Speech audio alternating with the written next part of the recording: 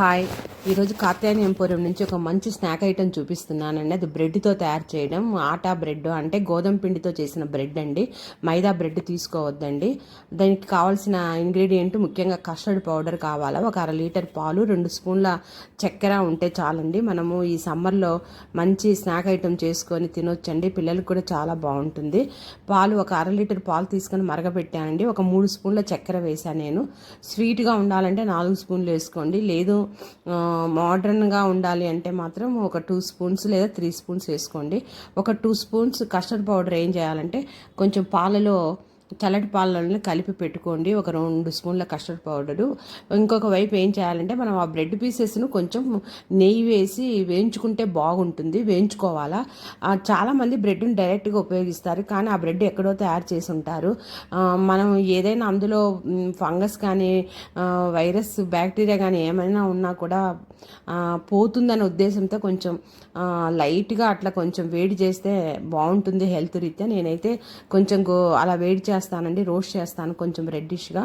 పాలు బాగా చిక్కపడి 2 పొంగులు వచ్చిన తర్వాత మనం కలుపుకున్న కస్టర్డ్ పౌడర్ను శుభ్రంగా ఆ యొక్క పాలలో వేసేసి కలిపేసి ఒక 2 మినిట్స్ ఉంచితే పాలు చిక్కబడతాయండి. తర్వాత బ్రెడ్ పీసెస్ను చక్కగా ఈ సైడ్స్ అండ్ స్లైసెస్ కట్ చేసుకొని పక్కన పెట్టుకోండి. అవి కూడా వేసుకోవచ్చు, కానీ తినేటప్పుడు కొంచెం స్మూత్గా పిల్లలకి సాఫ్ట్గా ఉండాలి కాబట్టి ఆ సైడ్స్ కట్ చేసేసుకోవాలా. కట్ చేసుకొని అవి పడేయకూడదండి. మనము ఒక్కొక్క బ్రెడ్ను 4 పీసెస్గా ముక్కలు చేసేసుకోవాలా.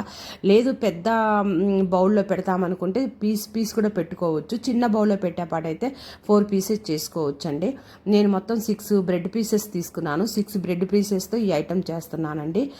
జనరల్గా దీన్ని బ్రెడ్ పుడ్డింగ్ అంటారు. కూల్ బ్రెడ్తో మనం సమ్మర్లో చేసుకుంటే చాలా బాగుంటుందండి. ఈ బ్రెడ్ పీసెస్ అన్ని పడేయకోకుండా చిన్న మిక్సీ జార్లో ఈ బ్రెడ్ పీసెస్తో పాటు బాదం పప్పు, 2 ఇలాచీలు, ఆ బ్రెడ్ తీసేసిన వేస్ట్ను, తర్వాత ఏదైనా మనకు ఇరిగిపోయిన బ్రెడ్ పీసెస్ ఉంటే అవిను, ఒక 5-6 బాదం పప్పులు, 2 ఇలాచీ వేసి దాన్ని పౌడర్ చేసి పెట్టుకోండి రెడీగా. మనం ఇంకా ఒక పెద్ద బౌల్ తీసుకొని ఈ పీసెస్ని ఇలా పెట్టేసేసి ఆ కస్టర్డ్ పౌడర్ కలిపిన పాలను మనం అందులో వేసేసుకోవాలండి.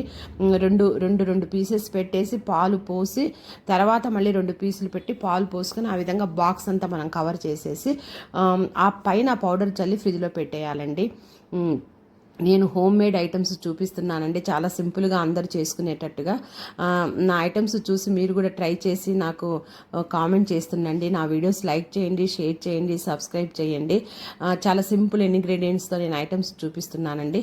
ఈ రకంగా మనం ఆ పైన ఆ మిక్సీ వేసిన పౌడర్ను ఆ బౌల్ అంతా కూడా వేసేసుకున్నామంటే మంచి ఇలాచీస్ ఫ్లేవర్ వస్తుంది.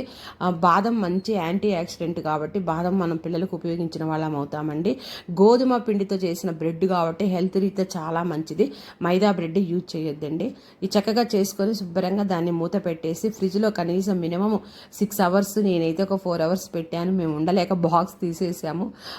తీసి ఓపెన్ చేసేటప్పటికే మాకు అది అయిపోయిందండి.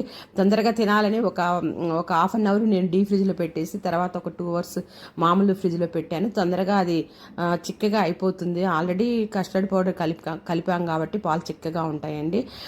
తర్వాత మనం తీసుకొని స్నాక్స్ కింద మనం ఈవినింగ్ టైంలో చక్కగా పిల్లలకి కట్ చేసి పెడితే ఎంతో healthy and tasty cool bread pudding అనేది మనము స్నాక్ ఐటెం ఇంట్లో తయారు చేసుకోవచ్చండి.